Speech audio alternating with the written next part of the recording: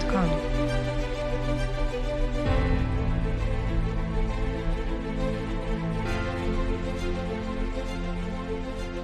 Diga aí, o Gmail.com. que é que vocês estão precisando de help? Livro 6, né? Tínhamos parado no livro 6, tínhamos feito a 47, a 49.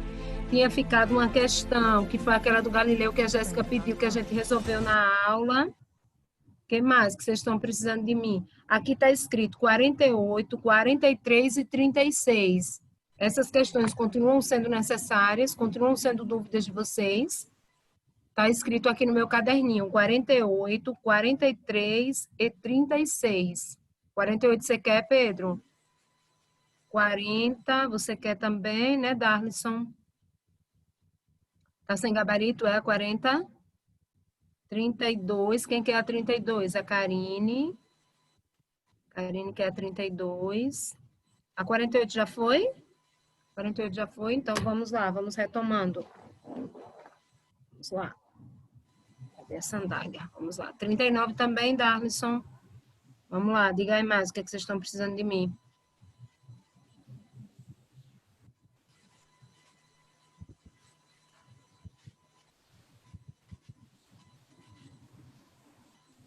Trinta e três, 34. Vamos lá. 33, 34, 58. Vamos lá. 59. Sim. 59. Tranquilo. Vamos lá. Simbora, queridinhos.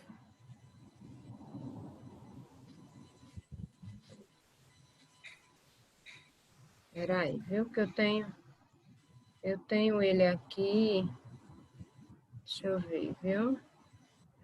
Que aí fica mais fácil, porque o outro que eu tinha impresso já foi saqueado. Vamos lá.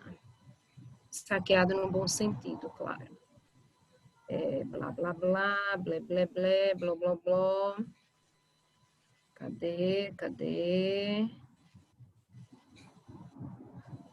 Pronto, me ajudem aqui nas páginas. Estamos entre a casa dos 30, 40 e 50. Minhas perninhas. 30, 40 e 50, não é isso? Vamos misturando aqui essas questões, meninos. Vamos misturando.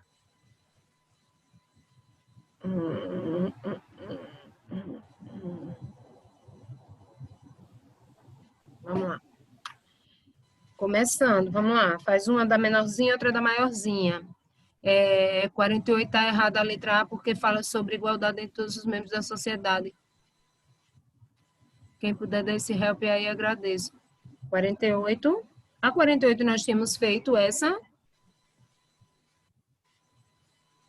Isso, pronto. Aí vamos lá, 32. 32, vamos lá, 32. Ela se encontra em qual página do livro? A 32 se encontra na página 65, na minha cópia, né? Na de vocês é na 64? Tranquilo. Vamos lá. Ela diz assim, ó.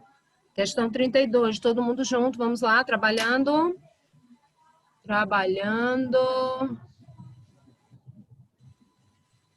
Tailine, que ambiente tão lindo, cor-de-rosa. Florezinhas cor-de-rosa. Cadê? Vamos lá. 32 diz assim. Brasília foi inaugurada em 1960, poucos anos depois do início de sua construção, planejada por Lúcio Costa e Oscar Niemeyer. Na verdade, a construção estava acontecendo, né? Poucos anos depois do início da construção. Exatamente. A nova capital do Brasil foi estruturada a partir de dois grandes eixos que se cruzam. O eixo rodoviário, em torno do qual estão as áreas residenciais, e o eixo monumental, onde se localizam os órgãos governamentais e culturais. Em uma das extremidades do eixo monumental encontra-se a Praça dos Três Poderes. O nome dessa praça faz referência à teoria de quem? Oficialmente, a teoria de quem, gente? Montesquieu. Porém, se você pegar uma questão dizendo que essa teoria dos três poderes já estava presente em John Locke, está certo também, porque Locke defendia os três poderes, mas Montesquieu, digamos assim, a obra dele, Espírito das Leis, se eternizou com essa perspectiva, não é isso, Bia? Aí diz assim, o nome dessa praça faz referência à teoria, letra A, da divisão das responsabilidades sobre o país, com a Constituição de 1891, definiu que o presidente, os governadores e os prefeitos exerceriam o poder de forma compartilhada. Vamos lá. Divisão das responsabilidades sobre o país, que a Constituição de 1891 definiu que o presidente, os governadores e os prefeitos exerceriam o poder de forma compartilhada. Veja, a Constituição de 1891, ela é símbolo da República. A República foi proclamada, como nós vamos ver no Brasil, em 1889, em 1891 saiu a Constituição. Beleza. A Constituição de 1891, ela já vai preconizar a divisão dos poderes, mas não seria uma divisão dos poderes focada em funções específicas para presidente, governadores e prefeitos, certo? Presidentes, governadores e prefeitos representariam um dos poderes, que seria o poder executivo, em âmbito federal, em âmbito estadual e em âmbito municipal, mas teria os outros poderes também, o legislativo e o judiciário. Desculpa. A B de Bola diz, referência à teoria do Estado tripartido, de origem medieval, que definia as funções que deveriam ser desempenhadas pela nobreza, pela burguesia e pelos trabalhadores em benefício da sociedade. Vejam, uma ideologia medieval, divisão de funções entre nobreza, burguesia e trabalhadores comuns, não necessariamente. A sociedade medieval, ela é considerada uma sociedade de quê? De ordens ou estamentos, posições sociais bem fixas, normalmente definidas pelo critério do nascimento do indivíduo, certo? Da família da qual ele emergiu, ok? C de casa, a teoria da organização da República proposta por Platão, em que o presidente, o povo e os deputados debatem a respeito do funcionamento da sociedade. A República de Platão é uma república ideal, articulada através de quem? Da liderança dos filósofos, certinho? Não se materializa nesse raciocínio da tripartição de poderes, que é típico do pensamento iluminista do século XVIII. Nem mesmo o pensamento humanista do início da Idade Moderna, com o Renascimento, preconiza essa perspectiva, porque aquela visão humanista renascentista é uma visão absolutista, de concentração desses poderes em um único indivíduo, que seria o rei absolutista, sendo capaz de executar leis, sendo capaz de exigir o cumprimento delas e sendo capaz até de julgar possíveis desvios. D de dado, seria uma referência à teoria do Estado moderno europeu, segundo a qual, até aí tudo bem, o Senado, a Câmara e a Presidência da República exercem os poderes conferidos pela população por meio do voto direto e secreto. Veja, Senado, Câmara e Presidência, aqui ele está falando de dois poderes, que seriam o Legislativo e o Executivo. Certo? Cadê o judiciário?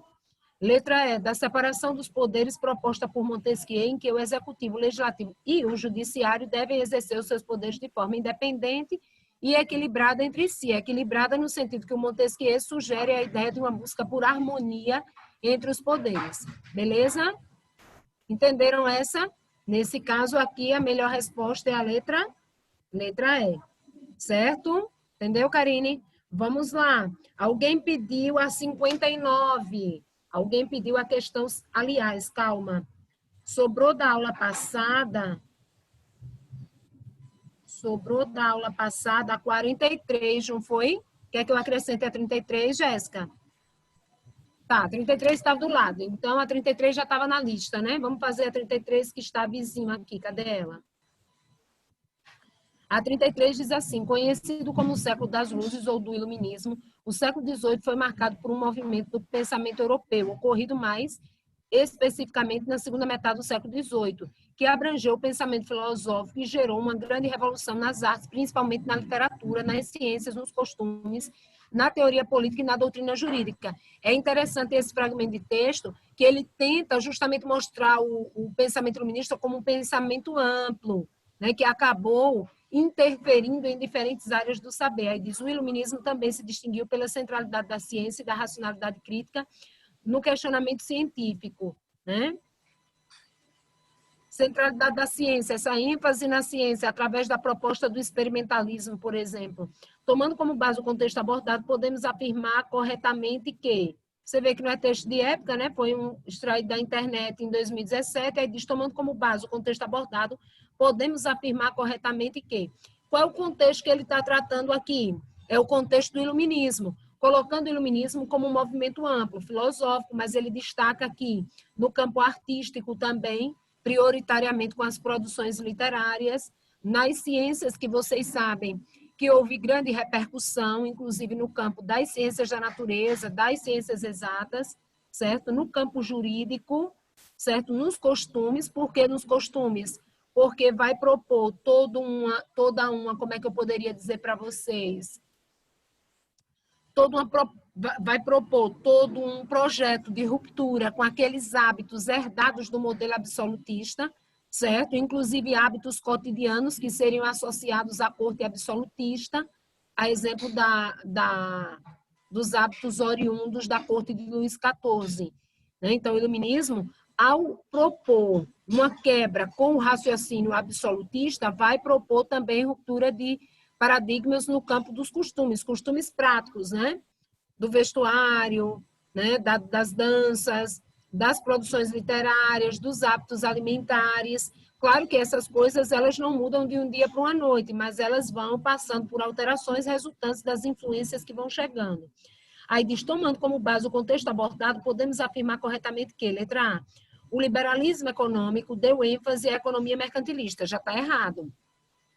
O liberalismo econômico, não esquece, ele pode ser diretamente associado ao iluminismo. Tranquilo, tranquilo, tranquilo. Qualquer questão que associe liberalismo econômico, liberalismo político com o iluminismo, corretíssimo. Só que o problema é que ele está dizendo que deu ênfase à economia mercantilista. Não deu ênfase, mas trabalhou em cima de uma proposta de quê? De combate à economia mercantilista. O liberalismo propõe uma total eliminação da intervenção do Estado nos assuntos econômicos, certo? A economia, com base no absolutismo, a economia mercantil, também chamada de economia capitalista comercial, ela é pautada na ideia de um Estado altamente interventor, altamente direcionador das práticas econômicas, dos acordos comerciais, certo? Das articulações estrangeiras ligadas às atividades de comércio. Aí diz, na qual o Estado seria responsável pela regulamentação de preços e mercados para evitar abusos que prejudicariam a população. Veja, o liberalismo econômico deu ênfase à economia mercantilista, na qual o Estado seria responsável pela regulamentação de preços. Tá certo, mas o erro está em dizer que o liberalismo deu ênfase à economia mercantil. Não deu ênfase, mas procurou eliminá-la de todas as formas que se pudesse imaginar. B de bola, ainda sobre o contexto do iluminismo, diz que a escola fisiocrata sustentou a ideia de que existem leis naturais regendo a sociedade, mas que poderiam ser alteradas pelo bem da humanidade. E, além disso, defendeu que a indústria e o comércio seriam responsáveis pela riqueza de uma nação. Veja, a ideia das leis naturais, ela está presente nos teóricos da fisiocracia, nos chamados economistas do iluminismo francês, Quesnay, Turgot, Mirabeau, Dupont. Está a ideia de que existem leis naturais, sim, leis naturais, nesse caso da análise que regem a economia. Essas leis naturais estariam ligadas a quê? A estrutura produtiva agrária, a estrutura desenvolvida a partir do quê? Do contato com a natureza, a produção agrária, né? A produção ligada à terra como a essência da geração de riquezas. Até aí dá tranquilo. Aí diz assim, defendeu que a indústria e o comércio seriam responsáveis pela riqueza de uma nação? Não, a natureza, a fisionatureza, cracia, governo ou poder, certo? O poder, né? A verdadeira riqueza como o bem gerado pela natureza. Não que os liberalistas econômicos também não considerassem os gêneros agrícolas como uma forma de bem, porém, não seria a plenitude de quê? Da riqueza, porque para os liberalistas econômicos, a plenitude da riqueza estaria em quê? No trabalho. E aí você vê que mesmo os liberalistas econômicos, futuramente, comprando uma briga feia com a galera do Karl Marx, quando a galera do Karl Marx emergiu, certo? mesmo discordantes, eles tinham um ponto de similaridade, que era o quê? A crença de que o trabalho seria o alicerce de geração das riquezas. Karl Marx também acreditava assim, certo? Porém, ele vai trabalhar com a ideia aí da manipulação do trabalho do operariado, certo? Gerando riqueza, mas uma riqueza direcionada para um grupo específico, que seria a burguesia industrial. Certinho? Então, o erro está aqui nesse final. C de casa, as ideias defendidas por John Locke na obra O Contrato Social. Poxa, contrato social de John Locke?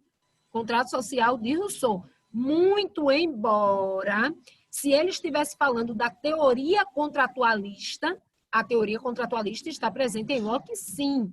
Locke faz parte dos teóricos contratualistas, estes que já existiam desde o pensamento humanista renascentista do final da Idade Média e início da Idade Moderna.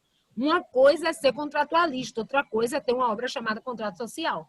Né? Muito embora ele acreditava no contrato social como símbolo aí de quê? Do acordo entre sociedade e Estado, para a sociedade criar o Estado, fazendo o quê? Emprestando poderes a esse Estado.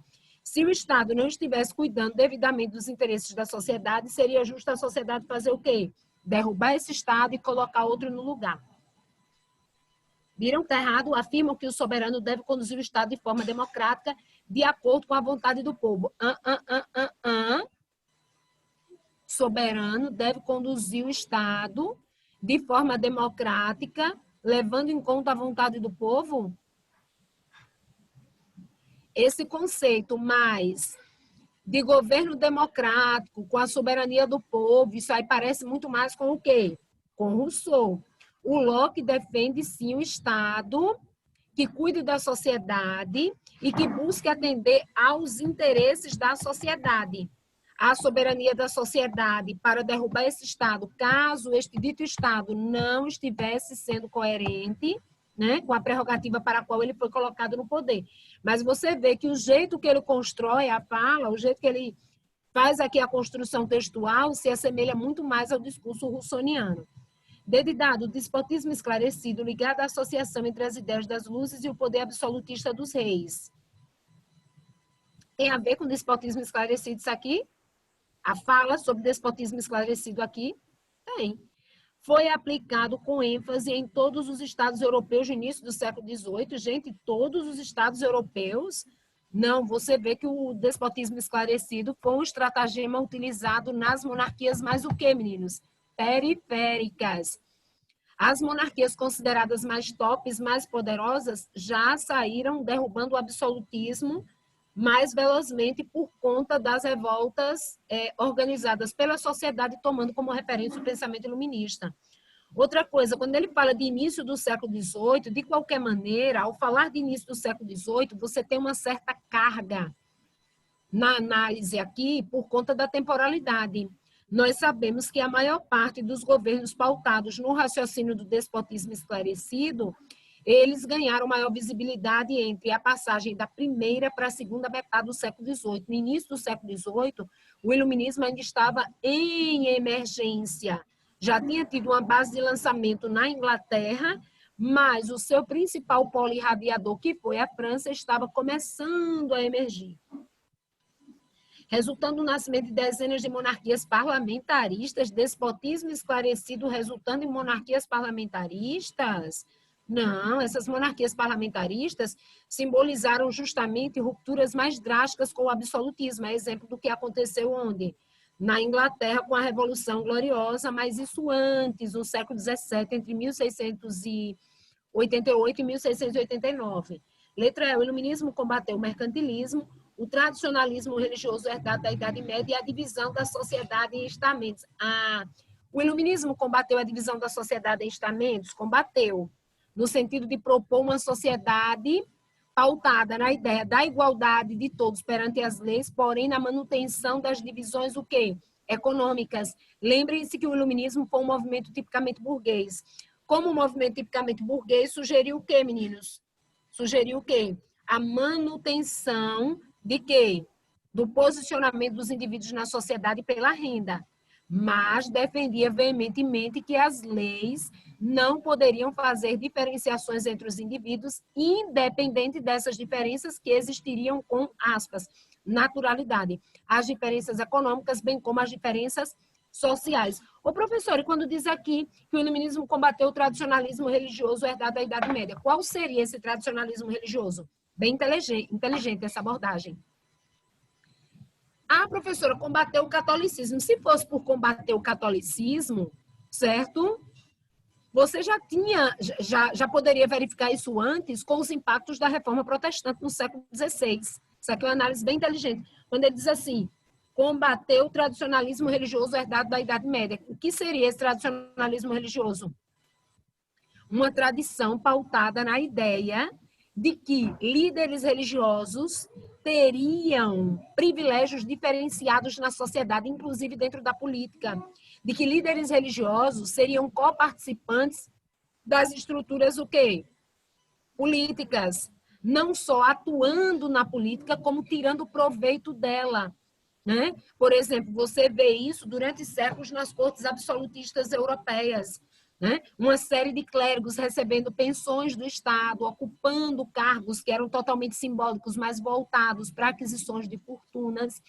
Então, essa tradição do clero, dos líderes religiosos como participantes diretos da estrutura política e econômica, que foi típica do medievo com a lógica feudal, onde você vê que boa parte dos senhores feudais eram clérigos.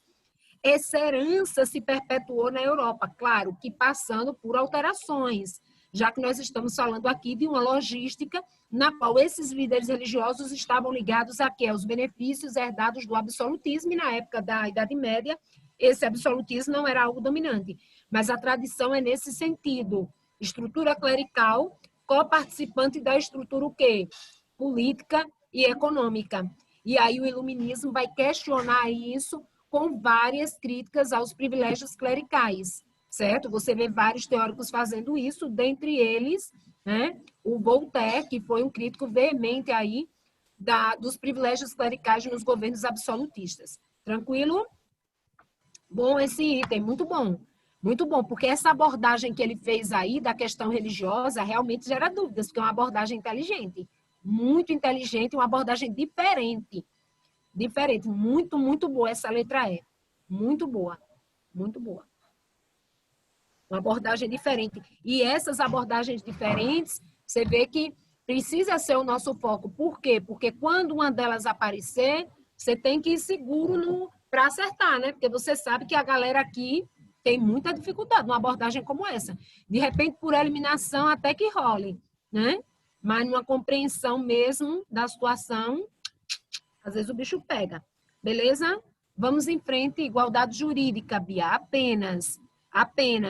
Manutenção das diferenciações sociais e econômicas. Isso aí nem se questionou. A manutenção dessas diferenciações. A galera lá do pensamento socialista comunista no século XIX é que vai vir com um discurso diferente em relação a isso. Certinho? Tranquilo, Bia? Beleza, Karine? Bora mais. Quem teve dúvida na casa das 50? Me pediram a 58 e a 59. Vamos lá, na casa das na casinha das questões de número 50. 58 e 59. Vamos lá, as duas? 58 e 59. Continuam em voga essas questões, que às vezes quando eu vou resolver, a pessoa que pediu já tirou a dúvida. Aí já não quer mais, mas continua, né? Vamos lá? 58 e 59, meninos. Na minha cópia está na página 73. Na minha impressão está na página 73. Na de vocês está na 70? Pronto, pessoal, todo mundo acompanhando aí, página 70 do módulo 6. Página 70 do módulo 6, questões 58 e 59. A questão 58 diz assim: em 1773, procurando aliviar as dificuldades financeiras da Companhia das Índias Orientais, o governo britânico concedeu-lhe o monopólio do chá nas colônias. Lembram da lei do chá? Lembram? Os colonos reagiram e, disfarçados de índios, patriotas de Boston, abordaram navios que transportavam chá, lançando a mercadoria nas águas do porto. Na verdade, já tinham feito o transporte, estavam ancorados no porto na ocasião. Certo? História dos Estados Unidos da América, mas não é obra de época. Aí diz: a ação descrita pelo texto levou o parlamento britânico a promulgar em 1774 as leis coercitivas, ou como foram chamadas pelos colonos, intoleráveis. As tais leis intoleráveis ou coercitivas, elas vão simbolizar o quê? O auge das medidas repressivas que os ingleses já vinham aplicando às 13 colônias norte-americanas faziam alguns anos. Desde 1764, a Inglaterra começou a dar um arroxo grande, desde a década de 60 do século XVIII. Né? E aí você tem toda aquela sequência, a lei do açúcar, a lei do selo, a lei do chá, lembram? Até se chegar às chamadas leis intoleráveis ou coercitivas. O que é que você vai ter com as tais leis intoleráveis ou coercitivas? Um pacote de medidas repressivas. Vocês sabem que algumas já haviam sido canceladas. Por exemplo, a lei do açúcar, que estabelecia regras para a compra do açúcar, internacionalmente falando, pelos colonos norte-americanos, né, para produzirem um rum e fazer aquele comércio triangular com a África. Se liguem, a lei do açúcar, os colonos norte-americanos tentaram cancelar várias vezes. Conseguiram? Não, porque a Inglaterra dizia que não era uma imposição absoluta, mas haviam as duas opções, lembram? Comprar das Antilhas holandesas, pagando tributos maiores para os ingleses, ou comprar das companhias de comércio da Inglaterra, certo? E praticamente não pagar tributos, porém comprando-se um produto de preço alto e de qualidade questionável. Então, era complicado. A lei do selo, lembram? A lei do selo, os colonos norte-americanos conseguiram cancelar com toda aquela movimentação que foi feita, com o apoio de alguns comerciantes ingleses, a exemplo do William Pitt, lembram? Que discursou em nome dos colonos norte-americanos no Parlamento Britânico. A reunião foi feita nos Estados Unidos, o chamado Congresso da Lei do Selo, a defesa do princípio jurídico do nenhum imposto sem representação. Vocês lembram que quando os colonos norte-americanos conseguiam cancelar um decreto, a Inglaterra sempre tinha uma vingança. Então, por exemplo, os colonos conseguiram o cancelamento da lei do selo, mas o que a Inglaterra fez? Para humilhar os colonos norte-americanos, decretou a lei do aquartelamento, lembram? Que os colonos norte-americanos tinham que providenciar alimentação e abrigo para soldados britânicos quando estes se encontrassem na América do Norte. O que era considerado um assinte a esses colonos, eles terem que providenciar comida e abrigo para uma galera que estava em atuação para poder reprimi-los, vigiá-los. Lembram? Lembram? Vejam, já tinham sido criados os impostos de Charles Townshend, que tinham representado também um pacote de medidas em cima de produtos elaborados com base em vidro, papel, chá. Então, esse lance da preocupação em tirar proveito do comércio de chá nas 13 colônias já era uma coisa que vinha rolando há alguns anos, certo? A lei do chá foi o ápice, transformando qualquer chá produzido nas 13 colônias ou trazido de outras regiões para as 13 colônias em absoluto monopólio da Companhia de Comércio das Índias Orientais Britânicas, certo? Pois bem, no caso das leis intoleráveis ou coercitivas, você tem aquele pacote de medidas que gerou de imediato o primeiro Congresso da Filadélfia.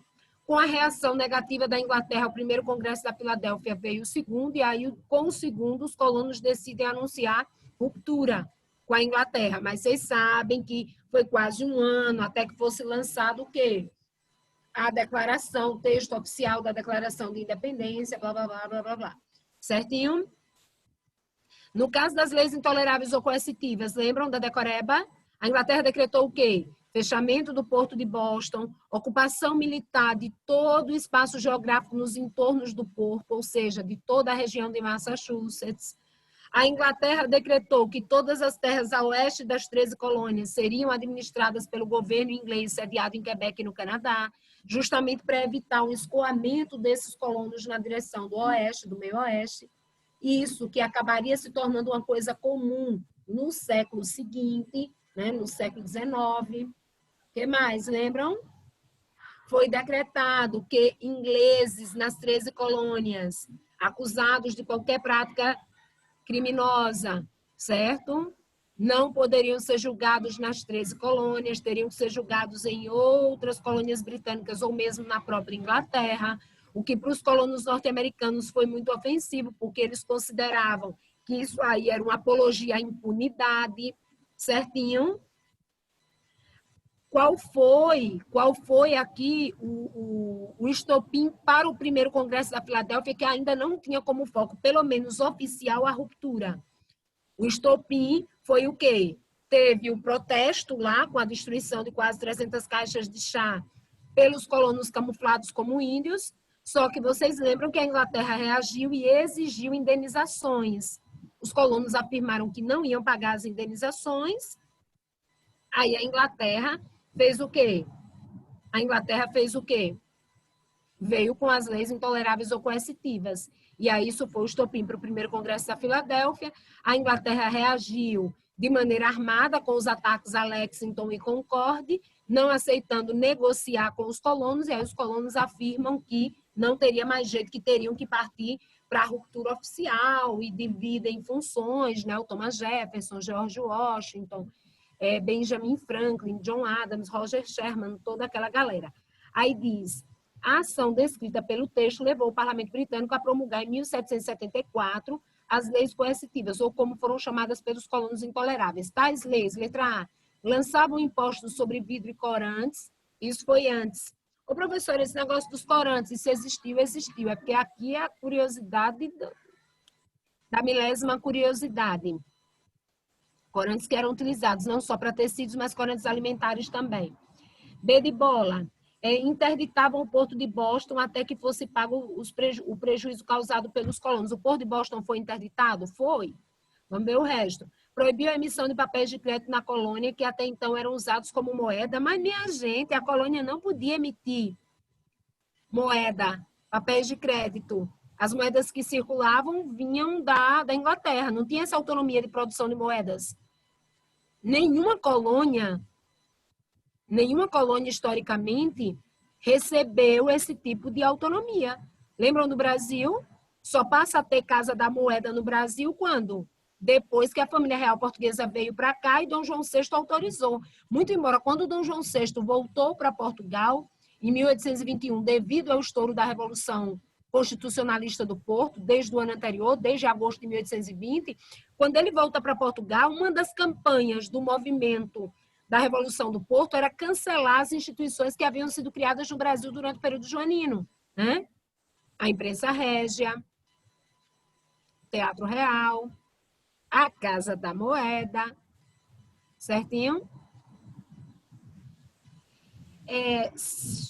Dedidade, impunha aos colonos os custos do alojamento e fornecimento de víveres para as tropas britânicas enviadas para a colônia. Essa medida foi a lei do aquartelamento.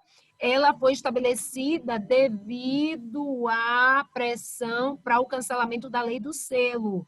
A Inglaterra cancelou a lei do selo, mas impôs essa medida. É anterior também. Dentro de uma temporalidade, ela está desconectada. Letra E, enfraqueceram a autoridade do governo de Massachusetts. Não é que enfraqueceram a autoridade.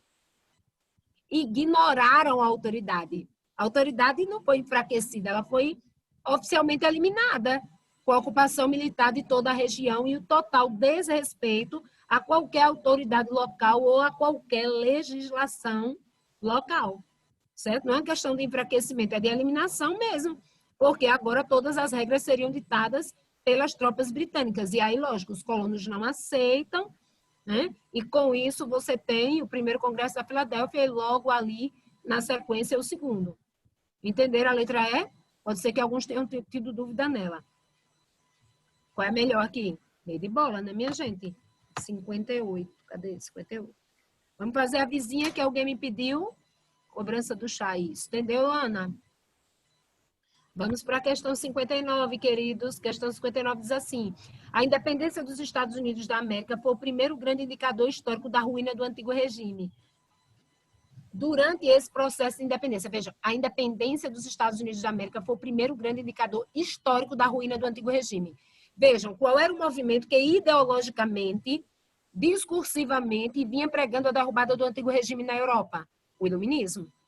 Só que qual é o primeiro movimento que torna a ideologia iluminista prática, efetiva, visível, palpável?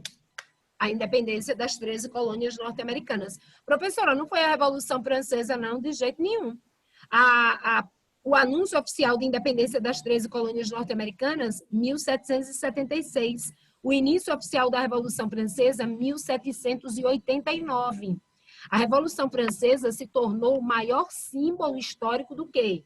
A Revolução Francesa ela se tornou o maior símbolo histórico da divulgação da ideologia liberalista e iluminista, né? Em matéria de volume, na capacidade de divulgação, o da Revolução Francesa foi maior.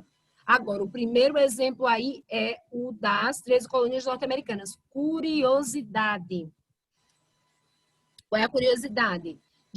Não sei se eu cheguei a dizer isso para vocês em aula, mas isso me veio à mente agora. Junto com a Declaração de Independência das 13 colônias norte-americanas, né, contido aí, agregado com a Declaração de Independência das 13 colônias norte-americanas, você tem ali a primeira Declaração de Direitos Humanos do mundo moderno europeu. Muita gente diz que a primeira Declaração de Direitos Humanos, né, no século XVIII, teria sido a da Revolução Francesa, da primeira fase da Revolução Francesa. Não, está errado.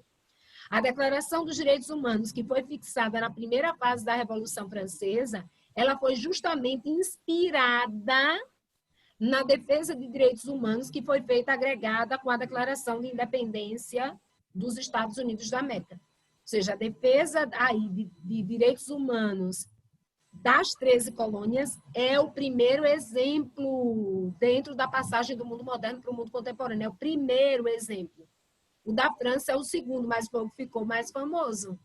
Porque na primeira fase da Revolução Francesa, ali na fase chamada, a gente vai ver super decoreba, de fase da Assembleia Nacional Constituinte, os revoltosos lançaram uma declaração de direitos humanos que ficou muito conhecida, mas ela não é o primeiro caso. Ela é inspirada na Declaração de Independência das 13 colônias. Tranquilo? Tudo bem até aqui? Aí diz assim: durante esse processo de independência, letra A, a criação da Lei do Selo foi uma consequência do esforço inglês em fortalecer o pacto colonial e levou os colonos americanos a efetuar um boicote comercial à Inglaterra. Oxe, tirei a tela do lugar. Meu Deus, meu Pai, meu Jesus. Ai, minha gente, deixa eu abrir o arquivo de novo. Oh, meu Pai do céu. Cliquei em alguma coisa aqui que o bicho saiu. Quanta ignorância, quanta ignorância. Peraí, deixa eu achar. Aqui. Não sei mais nem o que eu estava dizendo. Tem que pedir ajuda aos céus nessas horas. Entendeu? Não foi, Ana? Já não sei mais. Que questão que eu estava fazendo, minha gente? Era essa 59, não era?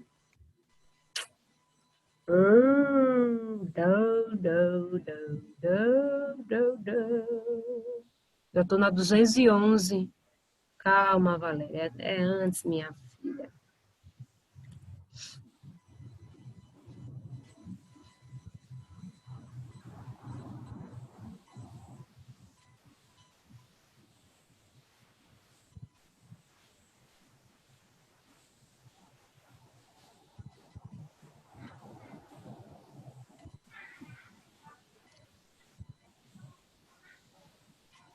Achei, tomara que eu não perca. Vamos lá. A independência dos Estados Unidos da América foi o primeiro grande indicador histórico da do antigo regime. Durante esse processo de independência, a criação da Lei do Selo foi uma consequência do esforço inglês em fortalecer o pacto colonial. Até aí, tá certo? Todas essas medidas restritivas, elas tinham como finalidade, princípio aí, o quê? Fortalecer uma ideia de pacto colonial, que os colonos norte-americanos não engoliam de jeito nenhum. Porque eles diziam, que nada, a gente está um tempão por aqui, nunca esse pacto colonial foi tão forte assim, agora vocês querem arrochar em cima da gente? Não, tenha santa paciência. Mas a Inglaterra foi insistindo. Aí, agora aqui tem um detalhe, ele diz assim, e levou os colonos americanos a efetuar um boicote comercial à Inglaterra. Veja, isso aqui é um caso específico. Oficialmente, os colonos norte-americanos, eles continuaram fazendo comércio com a Inglaterra. Mas teve um caso de um Sim, senhora.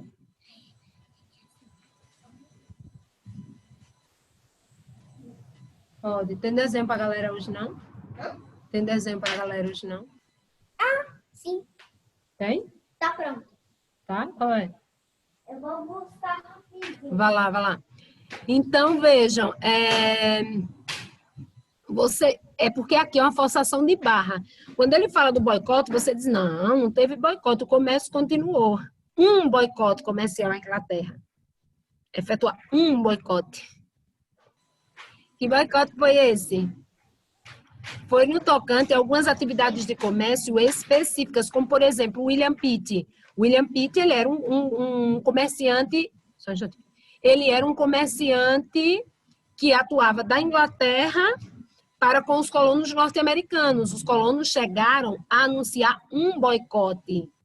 Só que, na verdade, eles efetuaram um boicote que, no final, acabou sendo muito mais teórico que prático, porque como a Inglaterra recuou na lei do selo, eles recuaram nessa ideia que eles anunciaram de que iriam boicotar algumas rotas de comércio que eles faziam com grupos privados na Inglaterra, como o grupo do William Pitt.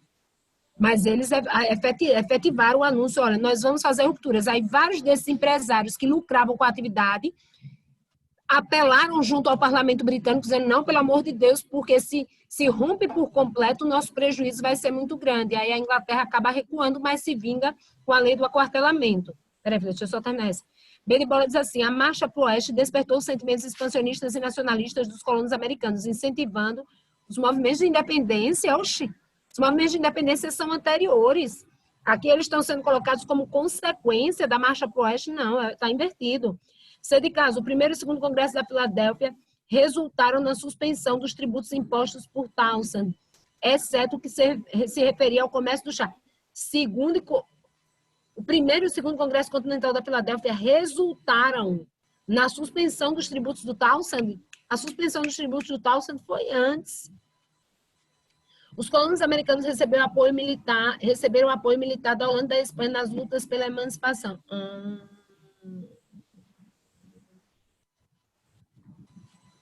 Letra E. Thomas Jefferson exerceu um papel importante, tendo sido nomeado comandante das tropas. O comandante das tropas foi Benjamin Franklin. Provavelmente vocês tenham ficado com dúvidas entre as letras A e D. A e D. Provavelmente. Não é isso? Marcou D, Darlinson. Aí diz, olha, gente, de onde, né? SpaceX, AMAN. Instituição militar, não tem uma questão de história fácil, não. Aliás, não tem questão de nada fácil, né? Porque os vestibulares deles são dificílimos. Não tem nada, é cada questão de matemática que você quer cometer suicídio, né? Mas, no caso particular de humanas, eles não analisam, não. História. Ó, a independência dos Estados Unidos da América foi o primeiro grande indicador da história durante esse processo de independência. Durante o processo de independência. Qual se encaixa melhor aqui? A letra A ou D de dado? Vá, senhorita, mostra aí seu desenho. É a coruja, é? Olha aqui ó, que vocês ganharam hoje. Você ainda botou o detalhe aqui de um adesivo, não foi? Tudo bem, então com moral eles, é. Uma coruja, menina, essa coruja é meio fashion, ela tá toda assim empinadinha, né? Ainda faz pose. É, tá de pose a coruja, tá fazendo uma pose, né? Parece. Mas eu coloquei no galho. Ah, colocou no galho. Não, mas dá pra perceber que é uma coruja, tá boa, gostei de ser sua coruja, ficou boa. Tá lindo, viu, Angelina? Olha, a Karine disse que tá linda a sua coruja. Eu gostei, tá até direitinho. Agora, suspeitei desde o princípio. Essa coruja foi feita com o meu marca-texto, foi? Eu não sabia que era o seu não quando eu usei. Ah... De vez em quando eu preciso dele, né? E por isso meus marca-textos estão sempre falhando. Da próxima vez, mulher, faça com hidrocor, né? Já facilita. Valeu mesmo, tá? Precisa diversificar, né, professora? Jesus! Ninguém merece. Por isso, toda vez que eu vou procurar marca-texto, estão tudo falhando meus marca-textos, vira objeto de desenho. Ninguém merece, hein? Ah, Thaís, eu não sabia que era seu quando usei. Não, ela não sabia, não. Na maioria das vezes, ela vai buscar dentro do meu estojo na minha bolsa. E ela não sabe, olha. Tal da poxa. Meu estojo só vive debilitado. Eu vivo escondendo ele porque direto. É uma colinha, porque eu gosto das minhas. Eu boto uma colinha, tem um monte de coisinha no meu estojo, some tudo. Eu digo, meu Deus, mas cadê a cola? Ninguém viu, ninguém pegou, ninguém sabe. Olha aí, olha, como é que a gente descobre. Sim, senhora? Sim, pois não, minha senhora. Meia hora. Sério? Sério, vai lá, se mande. Tá brincando? Não, é sério, pode ir. Abri uma exceção hoje para vocês, vai lá. Tchauzinho para vocês agora. Bye, meninas. Deus acompanhe. Pegando suas canetas, né, Tailine? A Tailine disse que se fosse filha dela, ela morria. Mulher, mas depois que os anos vão passando e vê os meninos e tudo, tem umas coisas que você tem que tirar por menos, senão você fica doida. Porque por mais que você imponha regras, tem algumas coisas que, quando não são coisas nocivas, né? Você tem que dar uma flexibilizada, senão endoida os meninos, endoida você, endoida todo mundo, aí não... Quando é coisa ligada assim à falta de educação, né? Atitudes desonestas, aí realmente não dá para ter tolerância, mas essas outras a gente acaba entendendo que tem que dar uma tolerada, senão mata os pivetes. Não gosto não que mexa nas minhas coisas, mas às vezes eu finjo que não vi. Agora eu falei, né, de marca-texto, mas de outras vezes eu finjo que nem vi. Escondo depois, mas ela sempre dá um jeito de achar. Mas sabe o que é que acontece normalmente? Como eu estou dando aula no computador, né? Aí eu pego o estojo com as coisas. Às vezes eu saio de um computador que eu estava lá no outro, aí vim para cá, porque elas foram assistir. Aí eu deixo o estojo lá, e nisso ele recebe uma visita.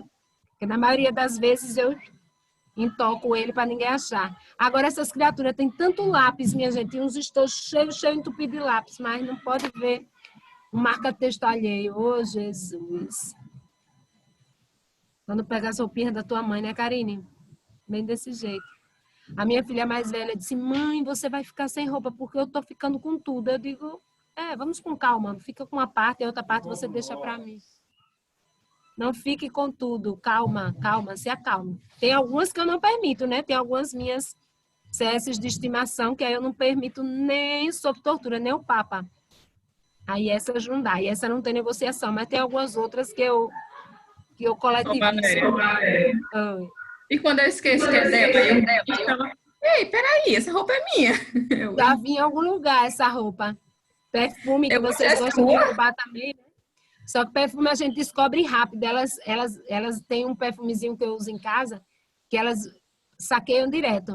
Aí vão passando, eu digo, ei, eu conheço esse cheiro. Aí ela faz uma cara assim de desentendida, que não sabe do que se trata. Eu digo, eu tô sentindo o cheiro. Quem mandou passar o meu perfume? Isso é um pouquinho, eu digo, tá bom, tudo bem. Tudo bem. No outro dia de novo, lá vai passando e eu digo, eu já disse que por favor não pegue. Não, tá. Aí passa uns 2 dias sem, aí aparece de novo. É uma angústia. A Natália já saiu da mãe, tá pegando perfume joia da avó. Já tá saqueando a avó, Natália. Misericórdia. Não, quem tem vó fashion, né? Porque tem umas vozinhas que são bem fashions, né?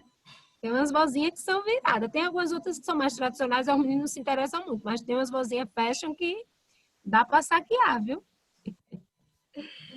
Oi, vamos embora, meninas. Vamos mais. Cadê? 50... Foi 59 que a gente fez ou foi 58? Que chique, hein? Menino. Tá querendo ser jovem. Ai, ficou. Olha, Darlene, só apareceu um companheiro seu aqui querendo ser fashion. O Darlene, isso é fashion, olha. Vem aqui pra galera ver. O cara coroa já, caminhando por 50. Olha, ficou com vergonha, correu, fugiu. Fez um Anderson, apareça, deixa de besteira. Ele pintou o cabelo tradicional, só que o cabelo tá caindo, ele tá ficando assim, desprovido de cabelo, sabe? Aí ele foi ali no barbeiro e fez um penteado meio de lado, assim, olha. Menino. Botou o que resta aqui, né, dos cabelos, chama assim. Meu boi lambeu, ó, menino.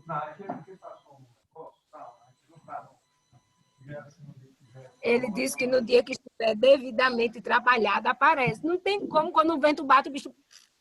Porque tem pouco cabelo, o fio já tá fraquinho. Não tem Se como. tiver uma onda dessa, como é que ele apareça? Ele vai ficar com vergonha, né? Ele tá querendo ser moderno. Ele só ficava com o cabelo assim, normal, tradicional. Botou um negocinho assim, tipo jovem, né? Um pimpãozinho assim. Eles que não pode ficar para trás, não. Não é porque ele está quase fechando o cinquentão que ele vai ficar jogado às traças, né, meu bem? Olha, é uma esculhambação. Essas aulas em casa é uma esculhambação terrível. Eita, Karine. A Karine aqui me deu incentivo, tá vendo? Ninguém melhor que a Karine para levantar a autoestima da pessoa. Olha, aqui a gente fez foi a 58 ou foi a 59? Tá fazendo a 59. Sim, A e D, minha gente. Olha, os colonos americanos receberam apoio militar da Holanda e da Espanha nas lutas pela emancipação. Teve apoio da Holanda? Teve. Só que foi uma exceção, porque, na verdade, o foco foi apoio da França e da Espanha. O apoio da Holanda foi... Até o Darnisson uma vez tinha me perguntado isso. Só que a letra A, o que ele fala sobre o processo de independência. Quando esse apoio aconteceu, os colonos já tinham declarado independência. Então, quando se fala do processo de independência, porque os colonos, eles declararam independência, foi unilateral, mas eles não voltaram atrás. Então, para eles já estavam independentes. Para a Inglaterra, não, mas para os colonos, eles já estavam independentes. Eles estavam lutando justamente para rechaçar as tentativas inglesas de boicote. Então, como a questão fala do processo de independência e essas questões das instituições militares são muito exigentes, certo? Elas vão mesmo na minúcia. Aí você vê que nesses dois casos, entre letra A e letra C, a A se encaixa melhor no processo de independência. Porque para os colonos norte-americanos, quando esses confrontos aconteceram, eles já se consideravam independentes. Eles já tinham declarado a independência deles. Professora, então, a D está errada? Não, isso aqui existiu? Existiu. O foco foi França e Espanha? Foi. Mas a gente pode eliminar o caso da Holanda para dizer que está errado? É errado, não. Mas no processo da independência, o que encaixa melhor é a letra A, no processo. Porque para os colonos norte-americanos, quando essa ajuda aconteceu, eles já se diziam independentes da Inglaterra. O que eles queriam era que a Inglaterra caísse em si e reconhecesse oficialmente essa independência, porque para eles já estavam independentes. Então, entre esses dois casos, muito embora o que está na letra D de dado tenha realmente acontecido, mas no processo de independência o que se encaixa melhor é a letra A. Deu para entender, meninos?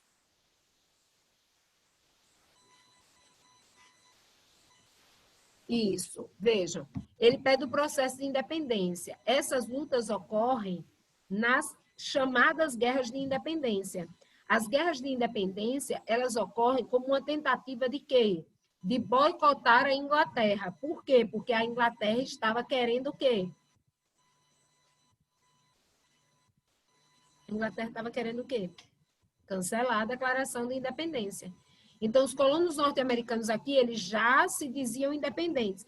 Professora, mas isso é meio filosófico. É meio filosófico. Porque nesses dois casos, para o processo da independência, o primeiro caso vai se encaixar mais, porque no outro é mais abstrato. Porque, por exemplo, para os colonos norte-americanos, eles já estavam independentes, o que eles estavam querendo era boicotar a contraofensiva britânica. Professora, mas para a Inglaterra não estava independente? Pois é. Então, no caso da D, dá para você fazer diferentes análises. Aí, nesse tipo de situação, se você pega um item que a partir dele você pode fazer diferentes análises e um outro que se encaixa melhor no que a questão está pedindo, que vai mais ao ponto do que a questão está pedindo, você escolhe o que vai mais ao ponto. Certo? Mas é bem difícil essa. Porque realmente a D se torna uma opção para a maioria. Mas, vendo que é uma questão de instituição militar, que é bem rigorosa em relação a essas abordagens, e costumam cobrar de maneira muito específica algumas coisas, a se enquadra mais. Beleza? Tá bugado, né, Darlison? Essa buga mesmo. Essa. Porque realmente a D, você não consegue negar a existência da D e a realidade dela. A única explicação aqui é o quê? É que ela cria uma dicotomia explicativa. Exatamente. Uma dicotomia na análise, se você comparar com os colonos ou com a Inglaterra, só nisso, mas realmente é complicado, porque você não tem uma objetividade na abordagem. Mas para o modelo de questão, o que se encaixa mais como gabarito é o A. Certinho? Essa foi qual? 59. A Natália Escava dela não é muito moderna, puxa mais para o tradicional, mas essa coisa mais linda, depois traz as histórias e lembranças dela. Ai, que bacana. Você gosta, né? Realmente, a minha família nunca foi de resguardar a história, então a história começa comigo. Porque destruíram tudo, até fotos, gente. Eu tinha uma fotozinha de infância daquela do tubinho, tão fofinha, num cavalinho, preto e branco. Onde foi parar? No lixo. Senso histórico, zero na minha família. Aí eu nem posso aproveitar, mas da minha pessoa para frente, eu espero que isso... Espero não, né? É certo que muita história haverá, mas antes não tive esse privilégio, Natália. Realmente, minha filha, aproveite, porque é um privilégio muito grande. É um privilégio muito, muito, muito grande. Que é a 40, Johan? Vamos lá. Ah, a 40 está na lista, filho. Já vou para ela, certo? Então, 58 já foi, 59 já foi, 49 já foi, 48, 47, 32, 33. Vamos lá. Aí temos 2 na casa, na casa dos 40 e 3 na casa dos 30. Vamos lá. Pois é, comigo já está acontecendo. Tenho certeza que os meus descendentes, se tiver algum com o mínimo senso de história, vai ter muita coisa para herdar. Os que não tiverem, né? Porque tem gente que não curte e acha assim, velharia, acúmulo de lixo. Mas sempre tem algum que se interesse. Os livros, pois podem entrar na lista da herança, Natália. Pode entrar, que minha filha tem, viu? Tem. O que não falta aqui é livro. Se de repente ninguém se interessar, já sabem que pode herdar. Não deixem, por favor, jogar no lixo. Não deixem jogar no lixo. Que nem o médico que eu herdei, uns exemplares que os filhos estavam dando fim a tudo. O homem tinha uma biblioteca gigante. Antes eu tivesse descoberto e herdado mais coisas. Os filhos, os netos, dando fim a tudo assim. Meu Deus, que falta de respeito. Verdade, Karine.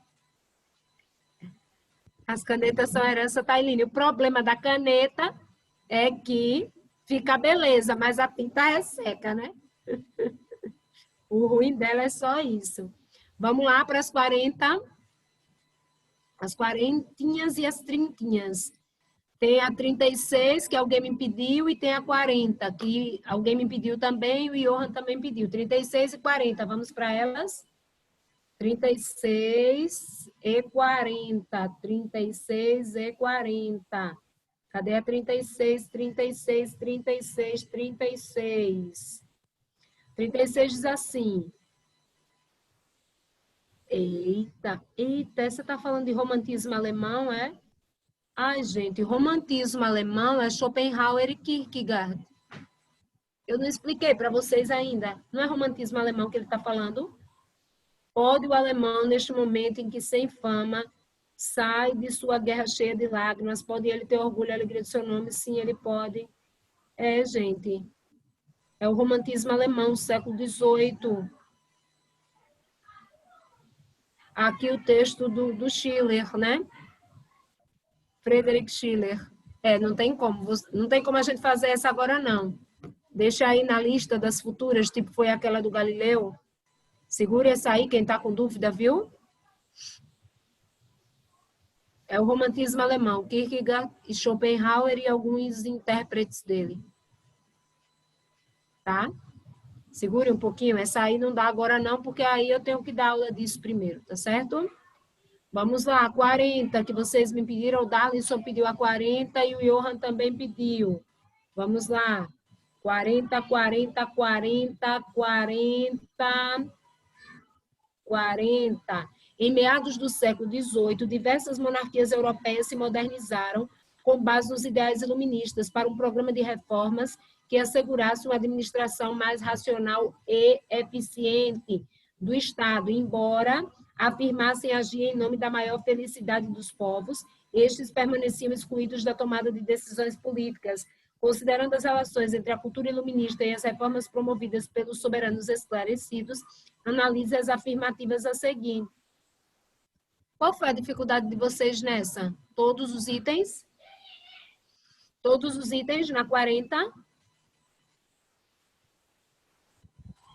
Não sabe o gabarito? Vamos fazer, então.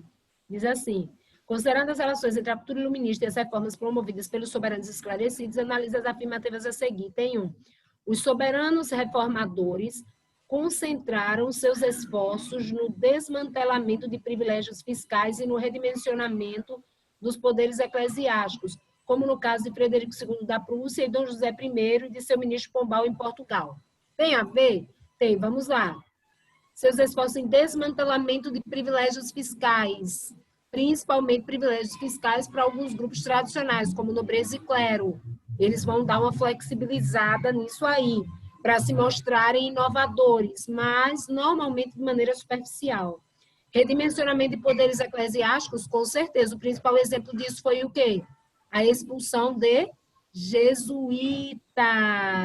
Você vê isso onde? Você vê isso na Áustria, você vê isso na Prússia, em Portugal, na Espanha. 2. Os filósofos iluministas forneceram o tema da razão, da boa administração e da pública felicidade aos projetos absolutistas dos monarcas e o da liberdade à oposição anti-absolutista. Professora, o que é que está dizendo aqui? Eu não entendi, foi nada. Calma, vamos... Aqui o que está difícil é a forma de expressão, não necessariamente o conteúdo. O conteúdo é fácil, agora o jeito que ele está dizendo é que está truncado. Bora lá, vamos esmiuçar. Os filósofos iluministas forneceram o tema da razão. Tranquilo. A filosofia iluminista foi racionalista. Da boa administração, sim, que seria uma administração não absolutista, era o que os iluministas diziam. Podia até ser monárquica, desde que não fosse absoluta. E da pública felicidade, ou seja, a felicidade como um direito natural, inalienável, o John Locke falava muito disso, certo? Aos projetos absolutistas dos monarcas, ou seja, os filósofos, e o da liberdade à oposição anti-absolutista. Liberdade à oposição anti-absolutista, como assim? Liberdade de expressão, que foi uma coisa que alguns desses déspotas esclarecidos eles acabaram conseguindo fazer, só que na maioria das vezes liberdade de expressão e liberdade de imprensa foram implementados de maneira o quê? Superficial.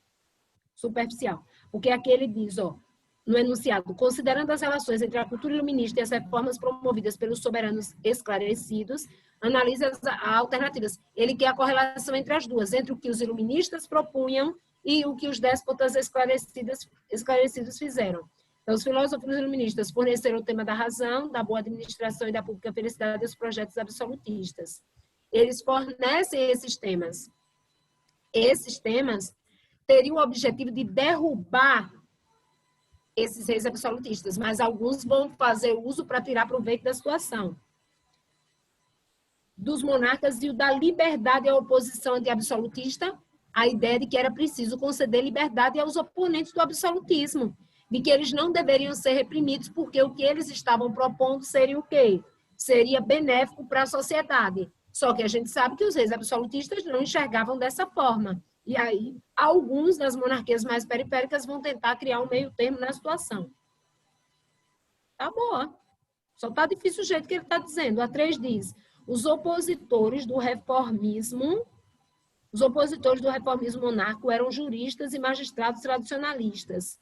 A nobreza fundiária e o alto clero ameaçados pela dissolução da sociedade de ordens promovidas pelos soberanos esclarecidos. Reparem, ele quer a relação entre iluminismo e déspotas esclarecidos. Analise as alternativas. Os opositores do reformismo monárquico eram juristas e magistrados tradicionalistas. Os tradicionalistas defendiam o absolutismo. Esses vão ser considerados o quê? Inovadores. Inovadores. A nobreza fundiária e o alto clero, ameaçados pela dissolução da sociedade de ordens, promovida pelos soberanos esclarecidos. Os soberanos esclarecidos, eles vão dissolver a sociedade de ordens, meninos? Vocês estão sonhando, Eles não vão tão fundo assim. A proposta de eliminar a sociedade de ordens era uma proposta do movimento iluminista burguês, focando numa sociedade pautada nas diferenças econômicas e sociais. Mas o modelo da sociedade de ordens, os déspotas esclarecidos não chegam a modificar isso, porque isso seria de uma profundidade grande. Então, a 3 não se encaixa, não. Só a 1 e a 2. Só a 1 e a 2. Então, seria o que aqui? 1 e 2. B de bola, né? B de bola. É isso? Quando ele disse que os opositores do reformismo monárquico eram juristas e magistrados tradicionalistas, os tradicionalistas estavam ligados aos monarcas absolutistas. Os antitradicionalistas é que vão propor o quê? As mudanças nessa estrutura. Nesse caso, o que se encaixa melhor é o 1 e o 2. Entenderam? Então, nesse caso aqui, seria melhor a B de bola. Que questão é essa mesmo? 40, né? Beleza, Johan? Conseguiu aí, filho? A proposta é de tolerância. Lembram do Voltaire? Posso não concordar com nenhuma palavra do que diz, mas eu tolero que você diga o que você quiser. Que você tenha a liberdade de dizer. Só que aí ele chega e diz para os monarcas absolutistas, se vocês colocarem em prática o que o povo sugere, vocês são doidos. Por quê? Dizia Voltaire, porque o povo não tem capital cultural, intelectual suficiente para fazer, para sugerir propostas realmente viáveis, realmente sólidas, realmente interessantes para o Estado. Beleza? Questão 43. Alguém me pediu a 43, que está bem próxima aqui. 43, 43, 43, 43. Diz assim, o século XVIII europeu foi marcado pela crise do antigo regime e pelo advento do iluminismo. Um movimento intelectual e político favorável ao uso da razão como forma de se alcançar a liberdade, a felicidade e o bem-estar social. Certo? Liberdade, felicidade e bem-estar social. Só que, lógico, guardadas as devidas proporções dessas ideias. Analise as assertivas abaixo. Tiveram dúvidas em todas? Todas as assertivas aqui da questão 43? Essa é 43? É 43. Todas? Diz assim, a número 1. A número 1. Enquanto o movimento intelectual, o iluminismo pretendia divulgar o conhecimento até então produzido pela humanidade. Pretendia divulgar o conhecimento até então produzido pela humanidade? Pretendia. A ideia era de iluminar a mentalidade do homem europeu com os conhecimentos já vigentes, pautados aí na proposta do cientificismo, do experimentalismo. Aí diz, foi por isso que se produziu em 1751 e 1780, ele botou a data só por sacanagem, uma enciclopédia composta de 35 volumes. 35 volumes, mas vocês sabem que esses 35 volumes formavam uma coleção só. A ideia dos enciclopedistas era travar uma batalha permanente contra a ignorância e a favor da educação popular. Ah, boa essa. Vejam, travar uma batalha contra a ignorância. Sim, eles se colocavam como verdadeiros cruzados, né, do conhecimento, da intelectualidade contra a ignorância. Agora, como cada um vai interpretar esse conhecimento vai variando, né? Você vê que o Diderot foi bem mais drástico, propondo aí uma série de ideias que seriam consideradas precursoras do anarquismo, outros já não chegaram a tanto, né? Aí ele diz, travar uma batalha permanente contra a ignorância e a favor da educação popular. Vamos lá. Quando ele fala do enciclopedismo, se fala em educação popular, principalmente nos líderes da elaboração da enciclopédia, de Diderot, da Lambert, fala-se em educação popular.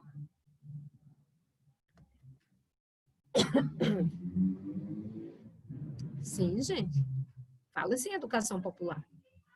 Só que entenda que esse popular vai variar de caso para caso. A popularização da educação, para alguns deles, tinha um viés, para outros tinha outro. Para o Diderot, essa popularização deveria chegar às camadas mais baixas da sociedade. Para Voltaire, por exemplo, não precisava. A popularização dessa educação seria uma ampliação das estruturas educacionais, mas, na opinião dele, deveriam continuar concentradas em grupos que fossem, aspas, úteis. Por exemplo, filósofos, nobres, intelectuais.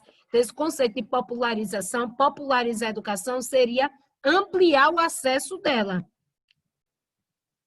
O que não significa que todos enxergassem esse acesso como algo compatível com uma necessidade de difusão desse modelo para camadas necessariamente pobres, necessariamente marginalizadas da sociedade.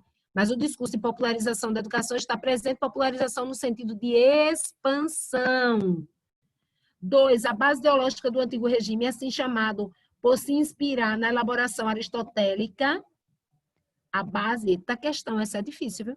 A base ideológica do antigo regime, assim chamado por se inspirar na elaboração aristotélica, sacanagem, é porque o Aristóteles, ele falava de antigos regimes. O nome antigo regime, ele não existia, ele não era conhecido inicialmente. Isso aqui é a curiosidade, da curiosidade, da curiosidade. Ele foi pensado, vamos dizer, ele foi pescado dos textos de Aristóteles. Quando ele fala dos antigos regimes, dos regimes considerados tradicionalistas, conservadores, aí ele usa a nomenclatura antigo regime. Aí os iluministas no século XVIII, alguns chegaram a pescar esse termo para caracterizar o conjunto de características ligadas aos governos absolutistas, dizendo, olha, o modelo absolutista foi um regime antigo, agora a gente está propondo um regime novo, que é o regime liberalista. Vocês sabem que muitos nomes na história, eles são inventados, muitas nomenclaturas, elas são inventadas, por vezes, depois de sua real existência. Foi o que aconteceu com o termo antigo regime. Gente, essa é a curiosidade da curiosidade, mas tá certo, não é mentira isso não. Mas esse cara aqui foi nas profundezas, hein?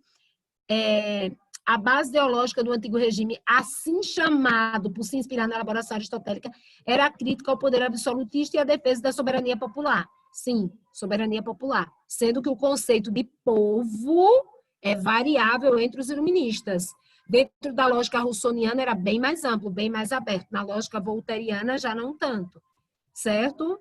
Aí diz assim, filosoficamente se filiava à elaboração de enciclopedistas como Voltaire, D'Alembert, Montesquieu, Rousseau, todos eles. Só que são enciclopedistas com visões sobre o que é popular diferentes, algumas mais profundas, outras mais restritas. Essas duas estão boas. Aí diz assim, 3, as sociedades europeias do antigo regime eram estamentais, tranquilo, certo? E o poder político e econômico estava nas mãos da nobreza e da igreja. Antigo regime é o apelido que se dá ao conjunto de características dos governos absolutistas. Está dizendo que o poder econômico estava nas mãos da nobreza e da igreja, isso seria no feudalismo. O antigo regime é absolutismo, já é a idade moderna, o poder econômico estava concentrado nas mãos da burguesia, está errada, essa parte está errada. Mas a educação ficava a cargo dos enciclopedistas que fundaram universidades para lecionar aos filhos da elite um tipo de conhecimento laico, científico e comprometido com a restauração social. Essas universidades ensinando os filhos das elites já existiam, não foi criada pelos enciclopedistas. A educação ficava a cargo dos enciclopedistas. No antigo regime, os enciclopedistas vão justamente criticar o modelo de educação dos estados absolutistas que eles vão apelidar como antigo regime. Essa está errada. 4, enquanto o movimento político, o iluminismo criticava as sociedades estamentais baseadas no antigo regime. Enquanto o movimento político, o iluminismo criticava as sociedades estamentais. Poxa, que doidice é essa? Perceberam alguma coisa de errada aqui? Enquanto movimento político, o iluminismo criticava as sociedades estamentais baseadas no antigo regime. Enquanto movimento social, criticava as sociedades estamentais. Enquanto movimento político, criticava a política absolutista. Enquanto movimento econômico, criticava o mercantilismo. Que mistura, hein? Os homens da Ilustração questionavam a influência política e cultural da igreja, os privilégios da nobreza, a servidão no campo e a censura às chamadas ideias perigosas. Vamos lá. Enquanto movimento político, o iluminismo criticava as sociedades estamentais baseadas no antigo regime. Aí depois diz, os homens da Ilustração questionavam a influência política e cultural da igreja, os privilégios da nobreza, a servidão no campo e a censura às chamadas ideias perigosas, que seriam justamente as ideias deles. O que é que vocês acham disso aí? Taline diz, ele fala que o antigo regime critica o absolutismo. Não está falando de iluminismo, não. Era de iluminismo, não? É na 4 que tu está falando? É na 4?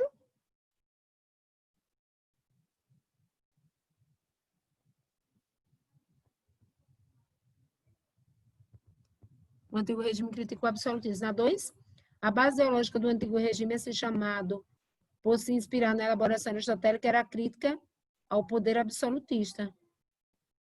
Ah! Não, eu li errado. Eu li errado.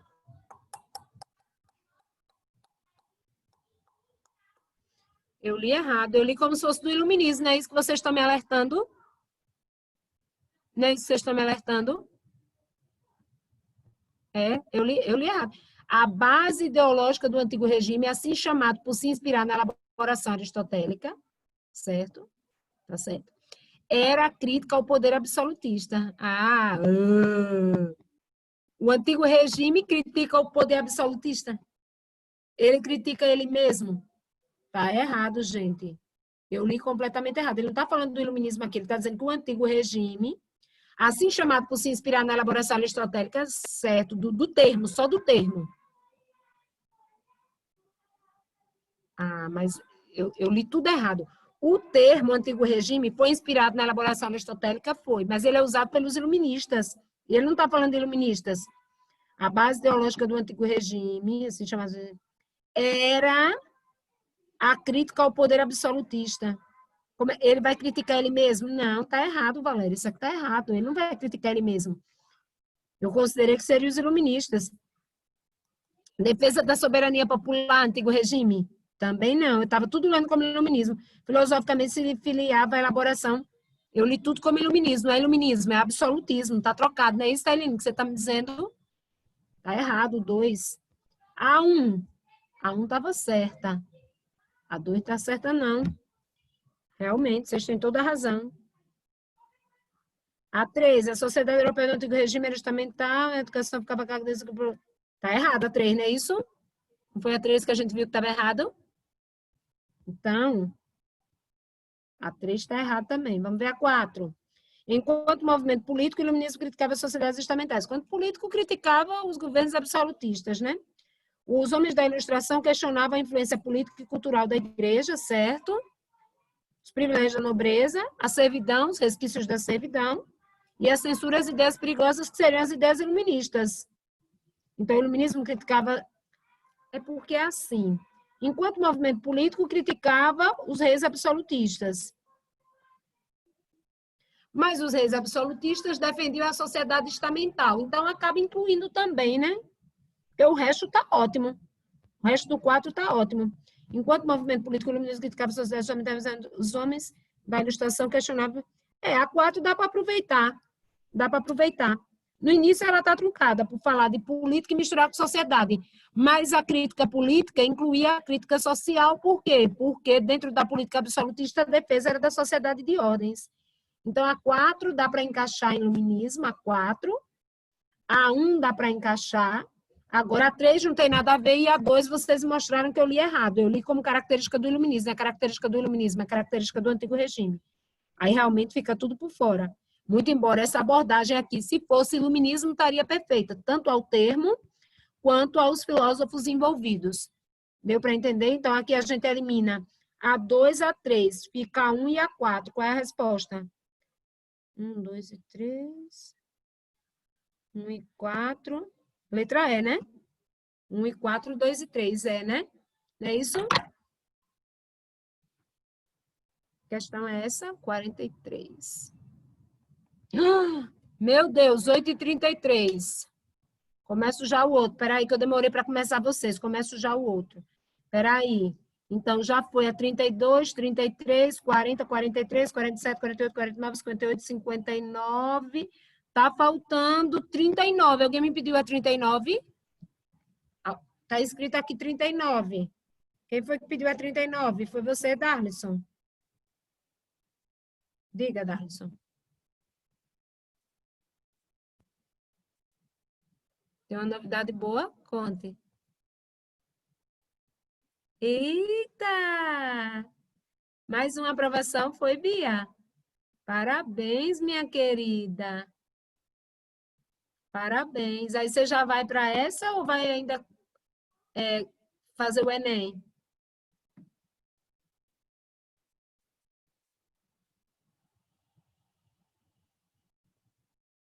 Vai ver se dá para você ir. Perfeito, querida.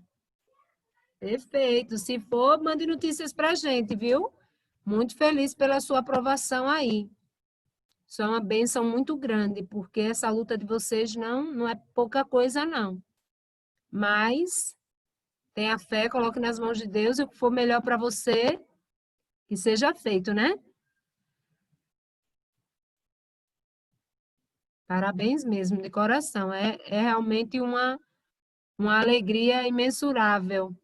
Essa que você for, essa agora é o quê? Em Pernambuco é Bia?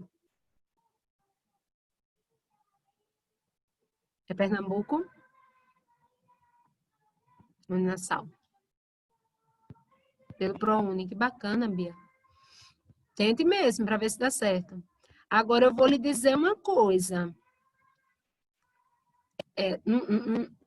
Tem que, para aproveitar a vaga, tem que fazer a matrícula, né? Agora, pelo ProUni, entendi. Agora eu vou lhe dizer, Bia, você tem muita chance, viu? Pelo Enem, porque tem só o transtorno de você sair daqui, né? Mas pense direitinho, converse com a sua família, peça orientação a Deus para você seguir o melhor caminho. Se o caminho melhor for esse, maravilha. Eu estou na suplência aqui, aí tá umas doidices. Tipo, se eu for chamada aqui na UFAL, aí eu vou, se der certo. Aí já facilita a sua vida, né, Bia? Na UFAL aqui em Arapiraca. Mas, rapaz, sua família é de Arapiraca, não é, Bia? não, eu sou de Pernambuco, mas eu moro em Arapiraca, já tem uns anos. A sua família está lá em Pernambuco ou está aqui? Tá em Pernambuco. Aí você voltaria para perto da família, né? Tem uma galera lá em Recife. Eita, aí também tem esse lado. Eita, Bia, decisão difícil, né? Mas essa dificuldade é boa, né, não, minha gente? Essa dificuldade é boa. Ter esse dilema para resolver é bom, né, não, Darlison? Tem coisas que são ruins, mas esse dilema ele é até bom. Pensa num dilema bacana, não, minha gente? Que todos vocês, entre esse ano e o próximo, vivam esse dilema. Que todos vocês vivam. Oh, meu Deus, que coisa boa. Mas tem que ver se tá certo. Não depende só de mim também. Verdade. Mas vai dar certo, com certeza. Eu tenho certeza que a porta que se abrir para você vai ser a melhor. Vai ser a melhor, com fé em Deus. Amém. Enquanto isso, estamos estudando um pouquinho, né, Bia? Nunca se sabe. Fazer mais umas questõezinhas na dúvida. Antes que a Bia siga o caminho do sucesso dela. Parabéns, filha. Parabéns mesmo. Muita emoção, viu, com a sua conquista. Obrigada. Aline, tu quer a 39, filha? Vamos, gente, que já tem outra galera me esperando. Vamos lá, falta a 39 e a 34. De todas as que vocês me pediram, falta a 39 e a 34. Vamos fazer rapidinho. A filosofia das luzes teria destruído as bases sobre as quais a monarquia se mantivera durante séculos. Revolução, Iluminismo e Republicanismo formariam, assim, uma tríade inseparável para a compreensão dos acontecimentos que abalaram a França no final do século XVIII, com a Revolução Francesa, que, na verdade, foi a materialização dessas ideologias. As Aventuras da Virtude, tá certo. Sobre a temática e o período indicado no texto, assinale a alternativa correta, ele quer a correta, né? Letra A. O ideário republicano iluminista teve um papel muito importante na formatação ideológica da Revolução Americana de 1776, com certeza, da independência dos Estados Unidos. Na América Espanhola, esse ideário não influenciou o processo de independência das antigas colônias espanholas, só se você for louco. Foi um alicerce também para os movimentos emancipacionistas latino-americanos. C. de Casa, Jean-Jacques Rousseau foi um dos grandes críticos do republicanismo, ele foi um dos maiores defensores. Ele não chegava a dizer que a monarquia era inviável, mas ele foi um dos principais teóricos iluministas a sugerir que a república seria uma boa experiência, certo, diante de uma supremacia histórica da experiência monárquica no mundo ocidental. As ideias republicanas francesas foram a base política do processo de independência do Brasil em 1822. As ideias republicanas francesas foram a base política do processo de independência do Brasil. A base do processo de independência do Brasil foi monárquica. Dom Pedro I, sugerindo manter uma monarquia atrelada às elites agrárias do Brasil.